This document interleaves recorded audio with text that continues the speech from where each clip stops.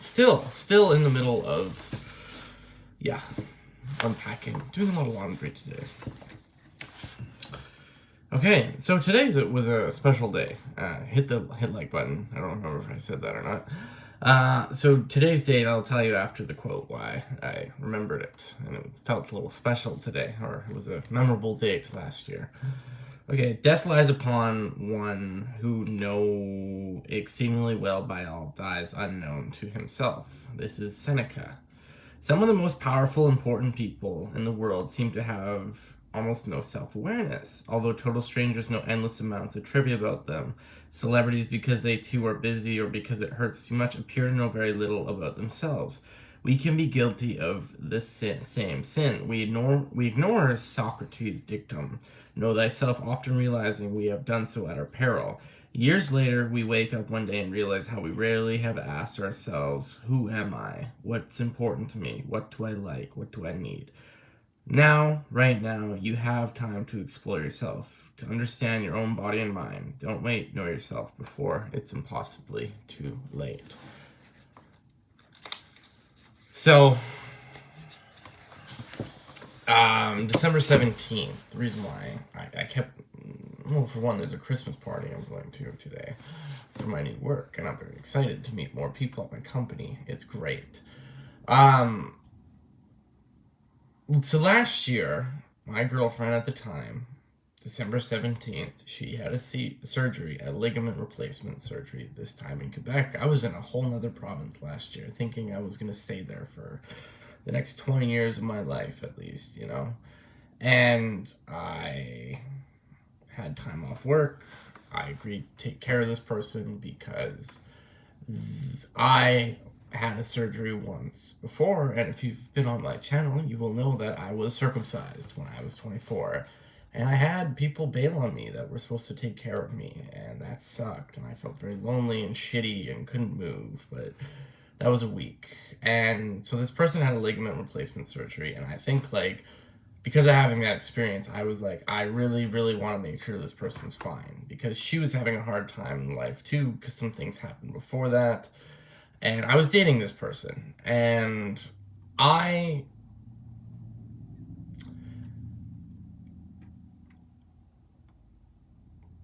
did my very best. I'm not the neatest person, and she was a neat freak, and I didn't clean her place well enough while I was taking care of her, which she mentioned a couple times, which I took as she's just lashing out because she's having a hard time.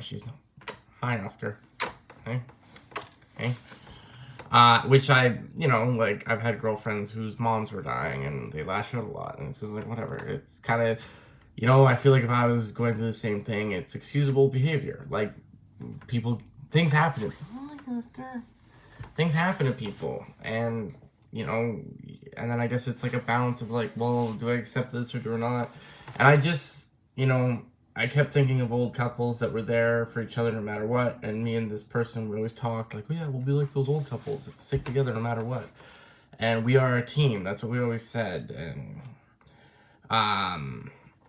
I was there for this person and did the very best I could, and, I felt close to someone taking care of them. And then maybe it's stupid and egotistical, but it's like, yeah, this person needed me. It felt almost nice, and I did everything for them that I could. When they had to go to the washroom, I changed them, sponge bath, anything. It was painful because, like, I felt really bad for her because she couldn't move an inch on the couch without me.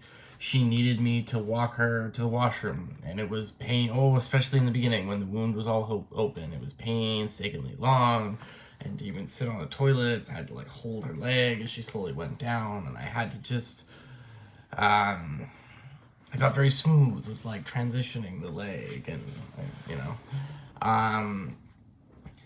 and I don't know, like, it was just hard, and then, like, eventually. And she even admitted to me that she was, like, self-sabotaging the relationship. And maybe we just spent too much time together because we worked on a film together. We were spending every weekend together. And then plus this, we were, like, locked in. And there was another curfew. It was curfew number 2 in Quebec. And, like, I think there can be a thing where events are supposed to happen and you're supposed to meet people for lessons. And I don't think we were at the stage of our journey where we were going to find the person that we're settling down with. I think it's just different than it was back then. Back in the 50s, everyone's like, oh, I want a relationship like my grandparents, but no one acts like their grandparents.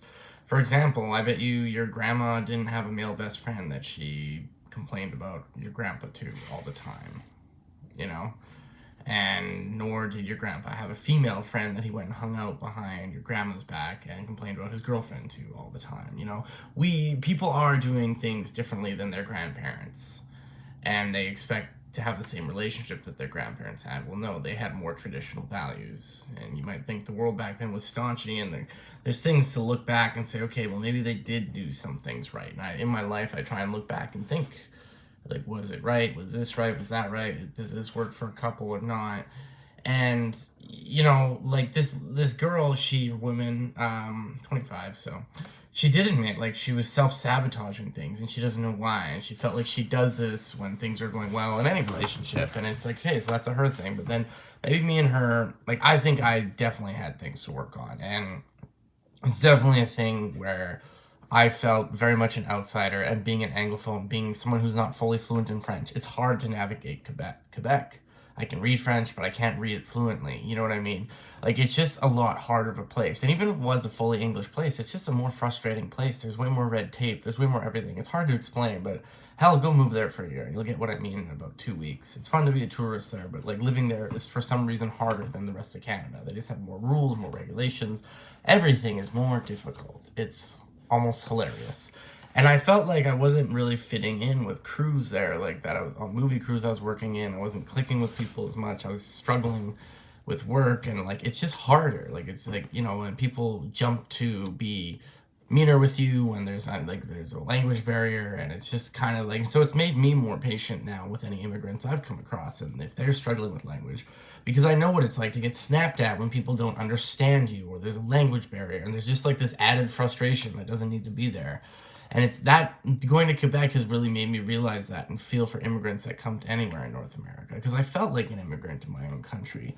And like, it just sucked, because, like, it's just like I felt like I maybe did too much for this person, and, like, I'm happy I was there, like, the first 3 or 4 weeks when she really needed someone, but we were living together through the curfew and wanting to be together, and but the curfew in Quebec really killed a lot of relationships, and it's just what it is. But she threw a party for her friends that brought groceries for her once or twice, and, never said anything to me, never got a big thank you, never. And there was even a point where I turned, it was on New Year's, I said, do you appreciate me? And she said, well, I say thank you. And I said, no, but, like, I just want to hear, do you appreciate me? And it was a simple yes or no. And then she just, like, kept refusing to say, yeah, I appreciate you. I said, like, and I remember I stopped the car and I said, I literally just want to hear the sentence, Mackenzie, I appreciate you. And she refused to say it for whatever reason. And so maybe me and her were definitely not meant to be, and we were supposed to. I feel like I look back on that relationship and, like, realize there's boundaries I should have put up. I should have focused more on myself. I kind of made her my life. I felt like certain things in my life happened to me. I lost a friend, which it's kind of deeper to talk about, but, like, I had a couple bad things happen to me within a month, and I felt very lost, and I think I was trying to find myself in her in a way, and I put her up on a pedestal, and I made her my life for a month or two, where I was like, oh, I just gotta take care of her, make sure she's fine. And it's just, I think in general attraction, and most women will admit this, that if guys lose themselves in them and stop doing their hobbies and stop, it's like I couldn't go to the gym because all the gyms were closed because of the bloody curfew and the lockdown, And, like, I didn't really have that many friends out there. It was harder to make friends in a place where you don't speak the main language that's spoken, believe it or not. People will hang out with you one-on-one, but they won't invite you to group settings as much because you can't be a part of group settings. So I felt a lot more lonely and isolated. And it's like she was, at the time, one of my only friends that was there. Well, I had friends back home that I talked to, but I still wasn't seeing them. And it was just me and her, and we saw way too much of each other. And I think we just started to not appreciate each other as much, even though we claimed to want to get married and stuff, and we just liked each other too fast. And I think looking back, it was maybe a bit of a trauma bond. And I'm not, like, ragging on this person. I'm not going to shit talk this person. I think she had a lot happen to her. but this relationship taught me shit to not lose myself in relationships. And yeah, like eventually she admitted like she self-sabotaged a lot. She really wanted to push me away and she didn't know why, and she just said, for some reason I always do this. So clearly she had things to work on, and I hope she's working on these things too, and like I'm sure she'll find happiness too. She's a great person and has a lot of skills and talent. And it just sucked because I saw her get harassed at work and I saw people put her down and make her feel stupid. Yet I know she was a very smart person. I think she was just working in a department that wasn't suited for her because it was the grip department, and she was this young 5'2" girl. She was very strong for her size, but it is more of a masculine department that women can work in, but it's like women that are butch. Not all men can be grips or machinos in cinema. Like, a bit of a tougher breed. It's like being a laborer in construction. Yeah, women can do it, but it's like a certain type and a certain type of men. Well, she was a very personable, very smart, very funny. People really liked her, and I think she took it the wrong way when I said, like, other departments are more suited for you. You're better at logistics, or you could be an assistant director. And she was experimenting with the other departments because she was newer in cinema, or she could work in the office. And last I heard was she was working in the office and doing really well, so good for her. My roommate's home. It just sucked because I think we were both not in the best mental state when we were dating near the end, and things weren't going well, and letting the friends interfere, and I took a lot of disrespect from her friends, and I don't know why, but it's like clearly she was just complaining about me to her friends, and I didn't quite catch that. I'm like, oh, because I couldn't believe someone was doing that, and I didn't get why her friends were being really disrespectful to me for no reason. And she's like, oh, I don't know why. But it's like, obviously she was just like shit talking me a lot, which is whatever. I don't hate her for that.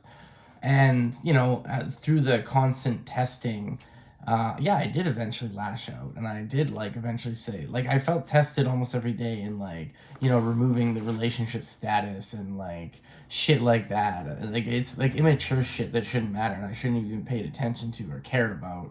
But I did feel disrespectful, and then she never posted photos of me. She never thanked me for anything.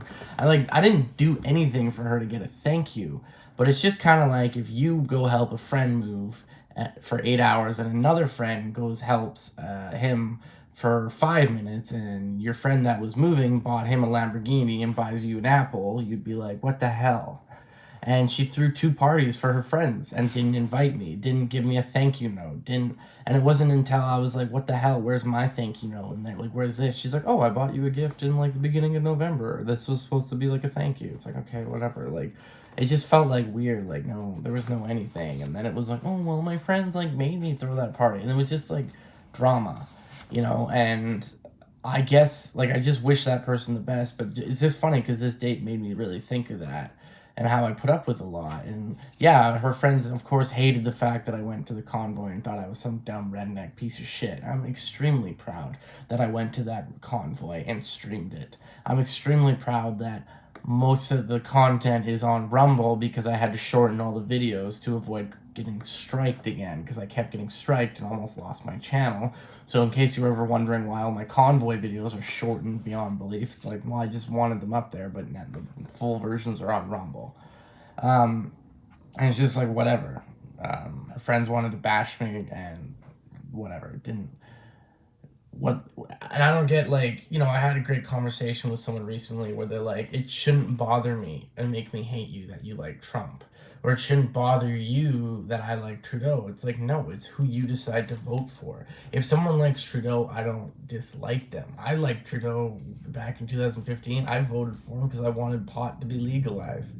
I don't like him anymore, but I'm not going to hate someone just because they don't like and dislike the same politicians as me. But it's getting weaponized, the differences of people now. Like, it's absolutely ridiculous. And, like, the fact that the media just dragged the convoy through the mud and said, oh, it's Nazis and this. It's like, you know what there was? There was people that were saying Trudeau's a Nazi and comparing him to Hitler, which is maybe in bad taste, but they weren't promoting Nazism.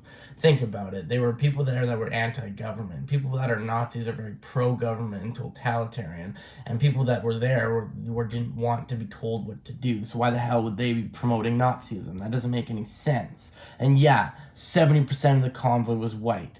guess what? 70% of Canada's white. There was tons of people of different race and color, and there was even like variety of people. There was hippies, there was all different, and there was truckers, there was blue collar people, there was working class people, rich, poor. There was a lot of, met a lot of like immigrants that came from Poland and like escaped communism, and I have interviews. I met people from Puerto Rico, and like I did talk to a couple black people, and I asked like, what do you think of all the white supremacy? And they say it's bullshit. It's meant to keep people away. That's what they were promoting in the news, saying it's a bunch of white supremacists and violence. There was no violence. And people that were, it was self-police. Sometimes people, like, the odd time did get out of hand, and people would be like, hey, yo, this is going to make us look bad. Stop doing that. And those people stopped. It was wonderful how it was self-police. They were cleaning up after themselves. They were doing snow removal that the city of Ottawa wasn't doing for themselves. They cleaned the war memorial. Like, they broke ice around it so people can go, and, Ottawa or the government cutting off, like, people being able to go to the porta potties. They stopped letting trucks in to clean the porta potties. So then the porta potties, like, overflowed, so people didn't have bathrooms to go to. Like, and so local residents were letting these people go to the bathroom, like, people that were there all week. So I'm extremely proud that I was there. And I wish I walked away from certain situations in that relationship, and I wish there was things I said that were horrible, and instead of saying those things, I should have walked away from the situation, but I stayed and was like, no, I want to fix it.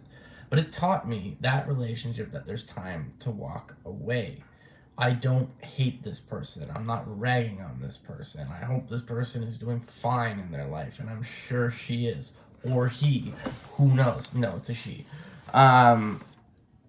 But it's just constant lessons. And instead of being mad, she did eventually, after she got better after her surgery, she broke up because she wanted me time, and then was dating another guy mysteriously 2 weeks later. It's like, I thought you wanted me time. It's like, oh no, I wasn't talking to him at all before we broke up. Yeah, sure. Maybe she wasn't. Maybe she was telling the truth. If she was, I don't care. I don't hold any hate towards her, and I hope she's doing fine. Or whatever. And it just sucks. It's like, I took care of someone for 2 months and it felt like they left me for someone else. And I'm not going to be angry and bitter. It's just a lesson. It's just like, I did it. I'm happy the time I spent helping that person. And I wasn't expecting anything. It just kind of did hurt that she left me right away for someone else. And it's just it hurts your heart, being left for someone else like that. And it's lessons to really, and the biggest thing of that is, like, you can't stop focusing on yourself. Yourself has to be number one priority. And she did totally lose attraction for me, and she admitted it. And it's because I stopped taking care of myself. I became depressed, and I stopped working on myself and stopped giving me time. I stopped reading. I stopped running, I stopped working out when the curfew. But it's like, no, I could have sat and hammered out 100 push-ups a day. I could have been a productive human being. And she just saw me smoke weed and play video games all day. So kind of not very attractive. So anyways, thanks for watching this far. Like and subscribe. Hit that notification bell.